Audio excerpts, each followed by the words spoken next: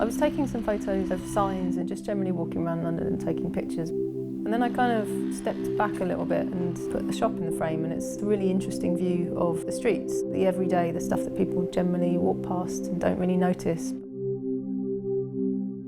When you take that, it tells a story about London, really. I've been taking photos now for about 9 or 10 years, and I've been posting on the London Shopfronts blog for the last 5 years. The shop front is important on a shop. It shows the personality of the person or the people working inside.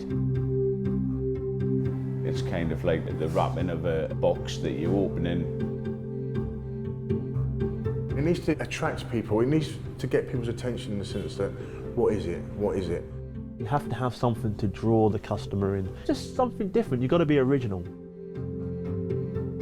People get surprised when I tell them the story behind the name. So they're like, oh wow, we didn't see that coming. So what's the old saying? Stack high, sell cheap, isn't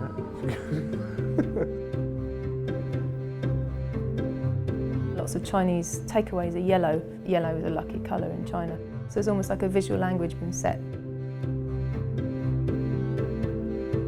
It's a shame that people don't use like old hand-painted signs. I know neon looks good, but it's kind of got its day really, hasn't it? You get a big conglomerate group go in and buy it, but they don't care what it looks like. They got their company colour, so there's no romance about it.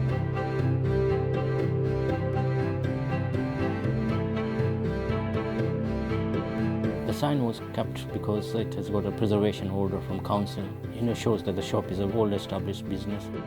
In English, obviously, booty means something else. In Punjabi, booty means a small plant or a small seed. This is my granddad's nickname. My granddad, he became a wrestler, and that's when he made his big name. People knew him by his name, he's Booty the wrestler.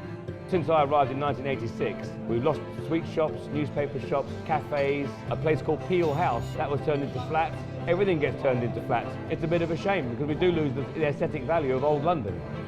The name Radio Days comes from the Woody Allen film of a young Jewish boy. It's an unusual window, it'll be very intriguing. It's nice when you walk into a shop and the person behind the counter or the owner takes some sort of interest in the customer, which we don't get anymore, a lot of the big corporate companies. I think what's unique about London shops is probably the people that come in the shops and themselves, the customers, whether it's on the Roman Road, whether it's in Kentish Town, Camden, the West End, wherever it's going to be. People are so cosmopolitan, from all breeds and all walks of life.